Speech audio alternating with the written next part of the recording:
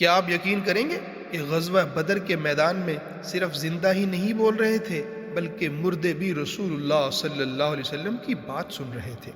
کیا آپ جانتے ہیں وہ کون سا کنواں تھا جس میں مکہ کے سردار پھینکے گئے؟ اور وہ کون سا لمحہ تھا جب اللہ کے رسول صلی اللہ علیہ وسلم لاشوں سے مخاطب ہوئے؟ جن کے دل زندہ تھے وہ کانپ گئے۔ یہ غزوہ بدر ہے جہاں صرف تلواریں نہیں چلی بلکہ دلوں کے فیصلے ہوئے۔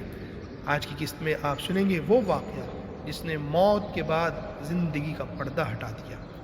غزوہ بدر ہے، رمضان 2 ہجری ہے، اسلام کا پہلا عظیم معرکہ اپنے انجام کو پہنچا۔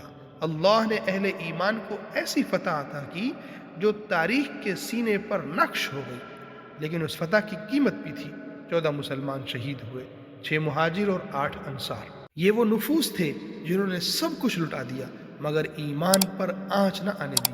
دوسری طرف مشرکین کو وہ صدمہ پہنچا جس نے مکہ کے غرور کو قبر میں اتار دیا۔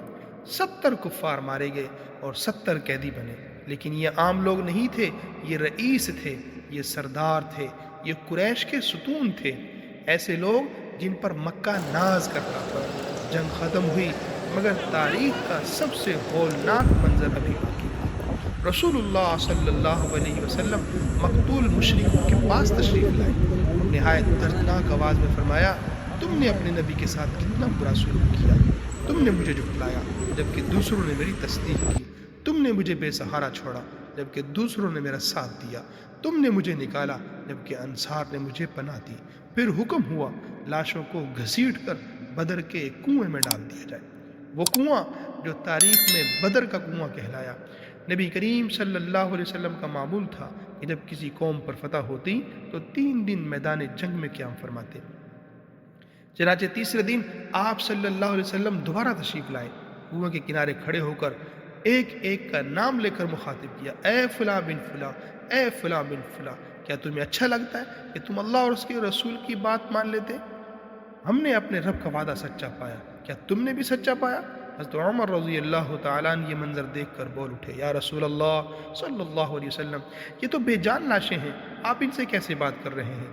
اور پھر وہ جملہ ارشاد ہوا جس نے قیامت تک انکار کی بنیاد ہلا دی۔ نبی کریم صلی اللہ علیہ وسلم نے فرمایا، اس ذات کی قسم جس کے ہاتھ میں محمد کی جان ہے، یہ لوگ تم سے زیادہ سن رہے ہیں مگر جواب نہیں دے سکتے۔ یہ الفاظ صرف بدر کے نہیں تھے، یہ پوری دنیا کے لیے اعلان تھا کہ موت فنا نہیں اور حق دبایا نہیں جا سکتا۔ یہ بدر تھی جہاں زندہ بھی لرزے اور مردے بھی سننے لگے۔